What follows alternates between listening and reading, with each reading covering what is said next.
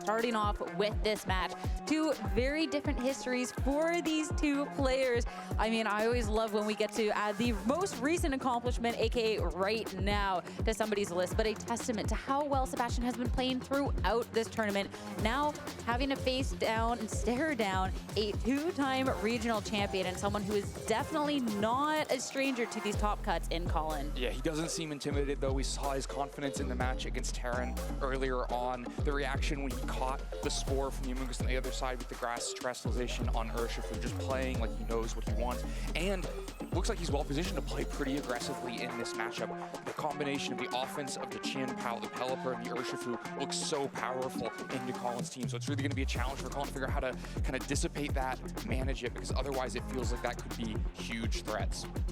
And a big story throughout this weekend and through our top cut has been a couple of these more unique teams that we get to see that are well posed into this current metagame. Now coming to a head within this top 4 match, we kind of get to see how they're going to face off against each other. Cresselia, as called out for Collin, kind of an ode to the old days of VGC, but been well posed within this tournament. Yeah, you said Cresselia is a call out to the old days. I definitely played plenty of Cresselia versus Rain matchups. I feel like I'm back in black and white here. Definitely very different look though, lots of different Pokemon. I promise there were no Urshifus back then and a couple of Urshifus on each side now. But yeah, we've seen different ways this team has been played from Collin. Very much emphasis in the stream match so far on the Flutter main win condition, but I think it might have to be a different one this time. The Choice Scarf Urshifu on the other side. We saw Collin manage that with a knockoff earlier on, but I wonder if Trick Room might be the play this time. So we might see different looks from it. Collin's team, we haven't seen much of the Trick Room, but with Amoonguss and Ursaluna and Cresselia, that mode is there and can be a big threat with really fast Pokemon like the Qianpao and the Choice Scarf Urshifu and the Choice Specs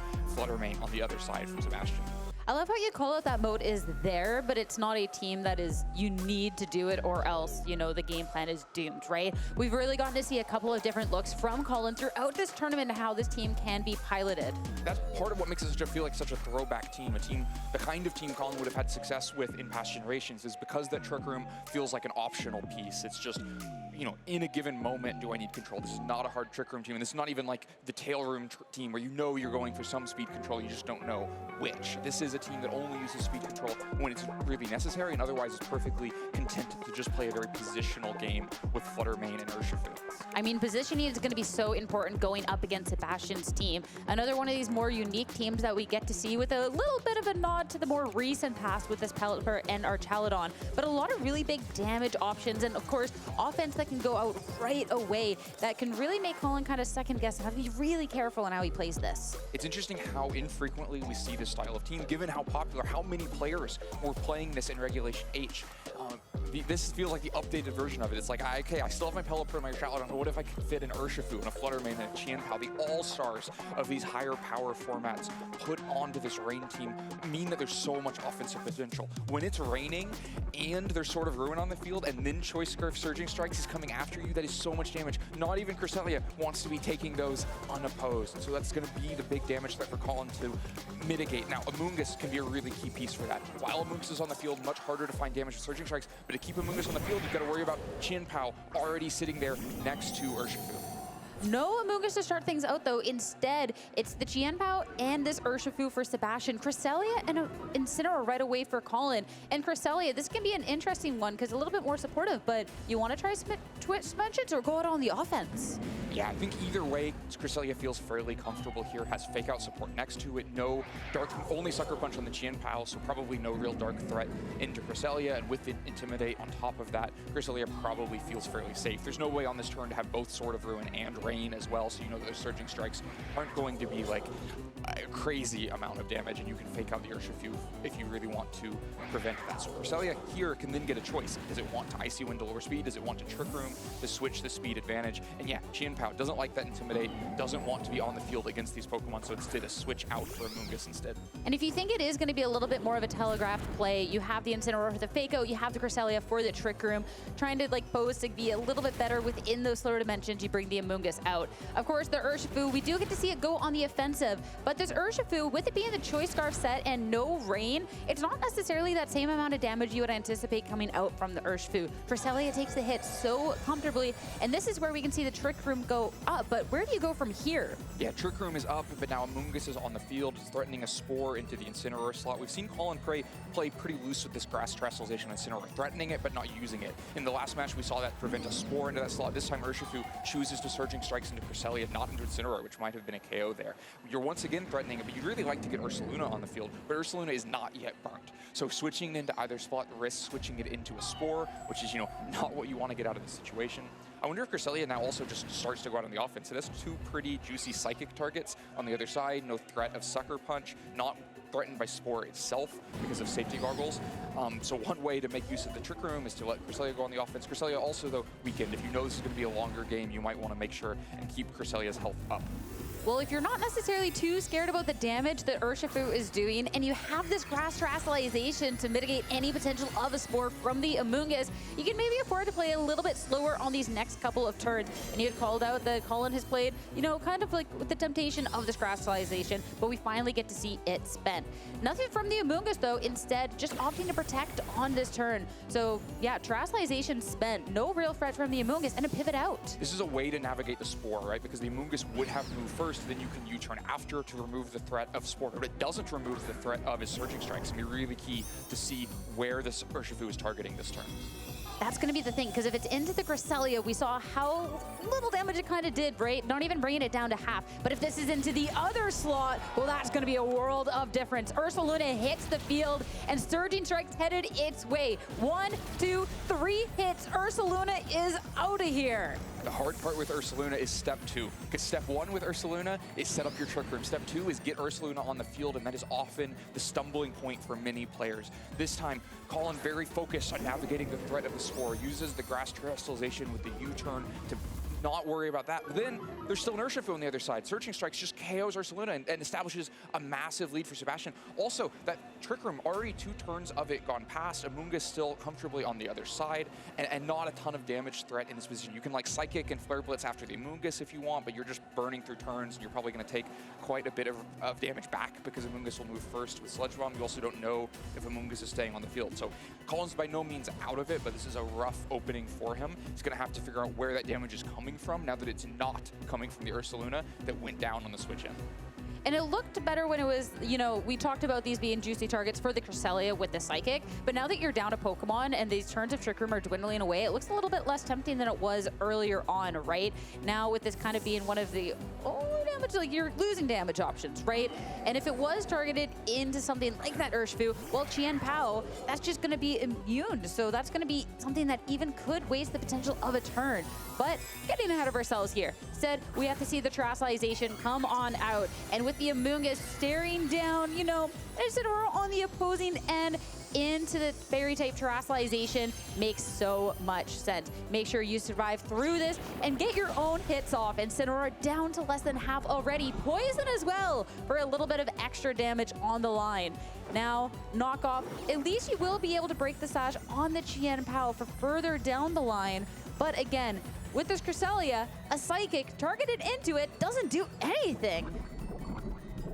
Psychic fails into the Chien Pao, the knockoff. We saw Collin take advantage of knocking off Choice Scarf in an earlier match, but now Sebastian able to navigate the Urshifu out in the back with only a couple turns of Trick Room remaining. You know that you're eventually going to have to fight that Urshifu outside of Trick Room. You're not closing up this game in those last 2 turns of Trick Room. Meanwhile, Incineroar took a lot of damage on that last turn. Yes, Grass Terrestrialization prevents Spore, but it makes you weak to Sludge Bomb, and when that Sludge Bomb poisons on top, it means a lot of damage. And so yeah, at risk of just being KO'd by another Sludge Bomb, going to go out into the back, show us the Flutter Mane that's going to try to sweep outside of this Trick Room, but first going to have to take an Ice Shard as we worried about Choice Scarf Urshifu. Eventually, it's going to be very much an uphill battle. At least it's not the double up. That was so much damage from the Ice Shard into this Flutter Mane. A double up could have been scary, but splitting the decks does mean that both of these Pokemon make it through, and with the Lunar Blessing, almost back to full. So a key thing here, you would normally worry about Amoonguss threatening the Flutter Mane with Spore, but the sequence here is going to be Spore, then Lunar Blessing, then Flutter Mane attack, means you would wake it up in the meantime. So you don't have to worry about that, but you would have to worry about damage. But no, it is Ice Shard and then Spore, so that sequence is going to work out for Collin. Yeah, Flutter Mane, it falls asleep, but only for a moment. Lunar Blessing coming on out. So yeah, again, that damage that Chien Pao did, gonna get lessened, and that work that Amoonguss put in, I mean, Fluttermane wakes right up, and now Fluttermane, being the slowest in this current board position, moves last. Qianpao just gets knocked out with the Dazzling Gleam. Yeah, managing to use Fluttermane in his own Trick Room. You can see Sebastian's reaction on the player cam to that Lunar Blessing coming out, just not a facet of that turn that he was thinking all the way through.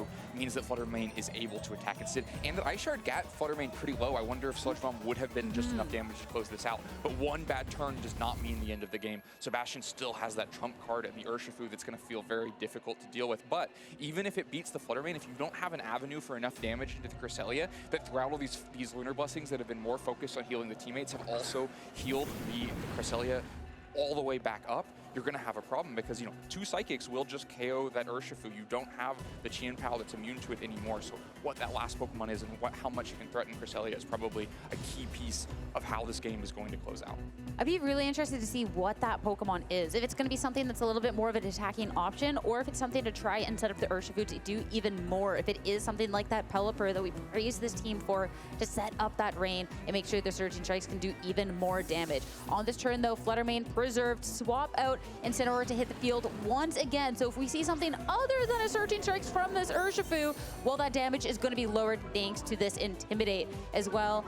Incineroar could be soaking up a hit depending on how this plays out. And sure enough, we'll be taking this one. Surging Strikes going into this Incineroar with the Grass Terastallization. Certainly not as much damage, but with the poison will go down at the end of the turn. Going to be eyeing up what this Amoonguss is going to be doing, because now on this turn, an Icy Wind, trying to get a little bit of speed for Collin Zen going on forward. Amoonguss is going to be the last act, but so many options for speed control from Collin.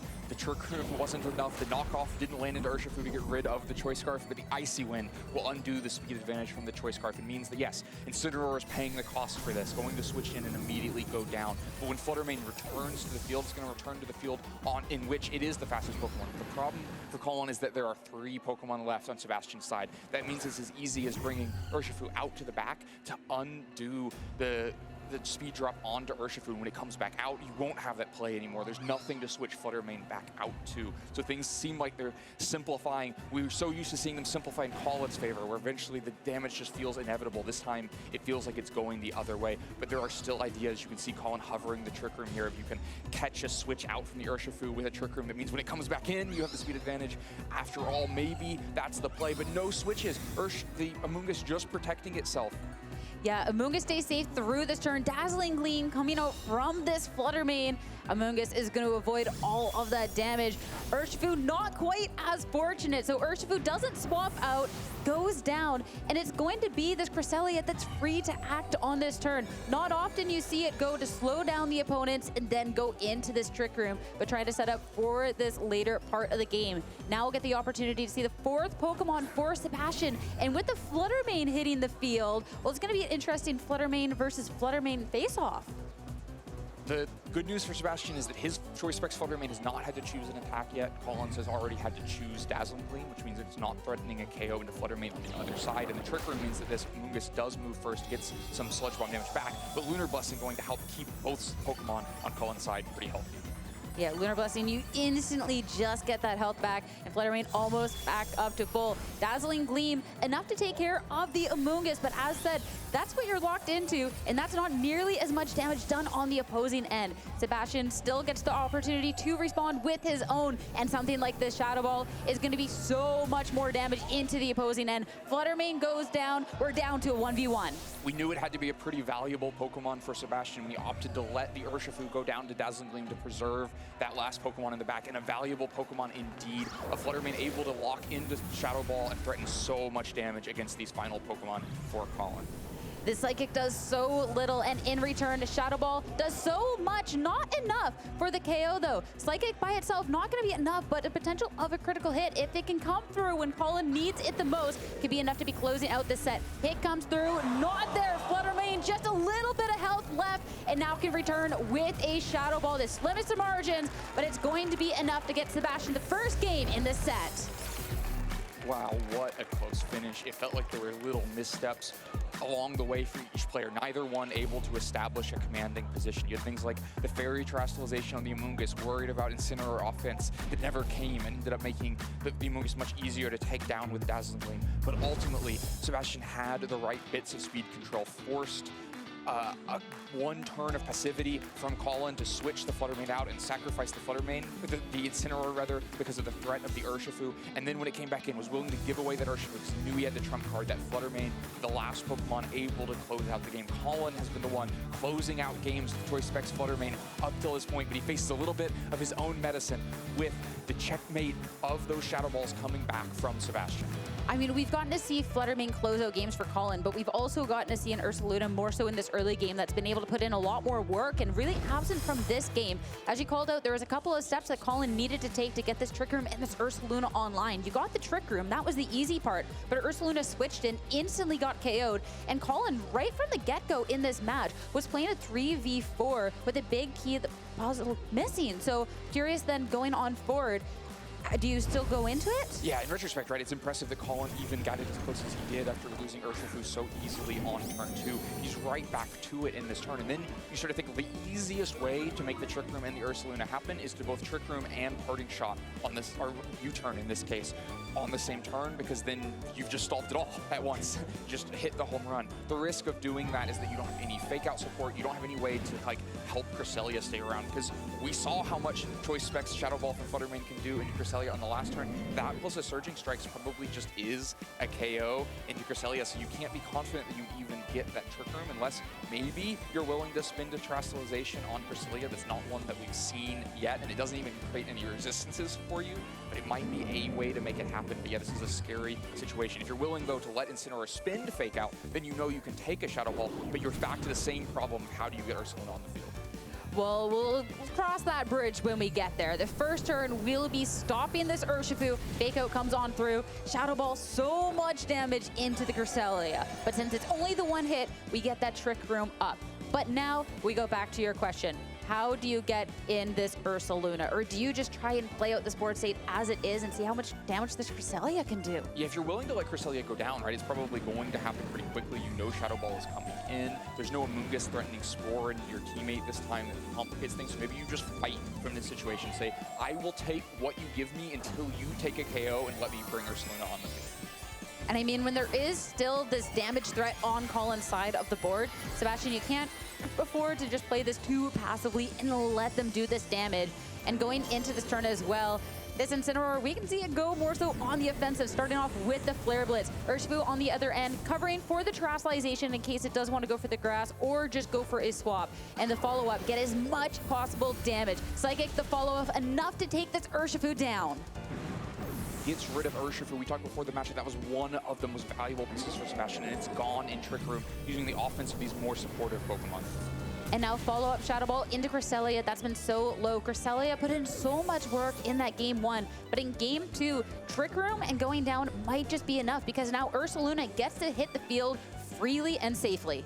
Did it put that much work in game 1? It certainly spent a lot of time on the field, but what did it do? I'm not sure it's bad for Collin that this time, instead of occupying his board without doing much for so long, it instead gets a KO with Psychic, more work than it did in game 1, and then gets out of the way to let Ursaluna onto the field with still 3 turns left of this Trick Room. Now, you probably do have to spend the first of those turns of Trick Room just protecting the Ursaluna because you're not yet burnt. You didn't get that full dream Trick Room and U-turn situation that results in a burned Ursaluna for the next turn, and you're under threat from Spore from the Amoonguss on the other side. But one turn of Protect, if you still have a couple turns of Trick Room left, that might be all you need. And meanwhile, Incineroar, already a grass type, knows it isn't worried about Spore, can go out on the offense against either of these Pokemon. Last time, this forced a Fairy Terastallization out of Amoonguss because Sebastian was worried about Flare Blitz from the Incineroar. We're just going to see how much he's still worried about, how much he values it. But for now, just a Protect from Ursaluna. Got to get through this first turn and get burned. Yeah, apparently not valuing it enough this time around, but it will still be a Mushroom on the offense. Sludge Bomb again, spurt the poison into this Incineroar. Now Incineroar will go on the offensive Flare Blitz, but it was never the target into the Amoonguss, instead into the Flutter Mane to bring it down to such low health. Shadow Ball once again though, Ursaluna never the target, double up, but Incineroar, even if it is a survival, I hear the gasps out in the crowd, it's still gonna go down from the poison, don't worry. You do kind of hate to see that for Collin. 2 games in a row, and Incineroar is just bulky enough to hang on, except that Sludge Bomb had already burnt and will finish, or rather poisoned, and will finish that KO. The good news is, though, that Ursaluna is now burnt and is a big damage threat. The Flutter Mane hits the field fully healthy. You should be able to get quite a bit of damage out of the end of this. It is a little bit uncomfortable to have your Choice Specs Flutter on the field in Trick Room. Depending on what Sebastian's last Pokemon is, that can be a problem. But if they're, if the Flutter Mane on the other side for Sebastian is faster, then maybe it's not the end of the world. You don't have to worry about Spore as well. It's going to be the first thing to move. Flutter Mane can't protect itself, going to just have to take that. I mean, even if it is a Flutter Mane that gets spored, I think that Ursaluna is going to be just so much damage potential on this turn and really kind of has its pick of targets. You can target down the Amoonguss or just take care of the Flutter Mane. Headlong Rush. Now, you don't have to worry about your Flutter Mane, who's now asleep, going down from that Shadow Ball. You get rid of it. There's only 2 options left for Sebastian, that Amoonguss and 1/4 final Pokemon we haven't gotten to see quite yet.